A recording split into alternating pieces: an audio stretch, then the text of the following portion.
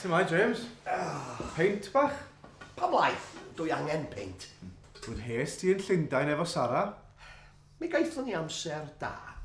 Amser da? Dim amser da iawn. Mi gaethon ni ddadl. O. Be ddigwyddodd? Roedd hi eisiau siopa drwy'r dydd. Ys ti siopa drwy'r dydd? Na ddo, dyna'r broblem. Ro'n i eisiau gweld y gêm rygbi. O, dia. Mi aeth hi i Oxford Street ac mi es i i dafarn y Rose and Crown. Call iawn. Mi wnes i gyfarfod cefnogwyr Cymru yn y dafarn.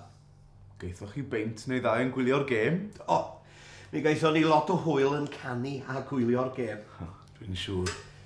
Mi aethon nhw ymlaen i dafarn arall, y King's Arms. Mi eithon nhw ymlaen i dafarn arall. Wel, mi aethon ni i'r King's Arms. Dwi'n gweld. Ac yna, mi es i gyfarfod â Sara chydig bach yn hwyr. Ac wedi meddwi. Wedi meddwi. Doedd Sara ddim yn hapus felly. Mi aeth hi'n wyllt.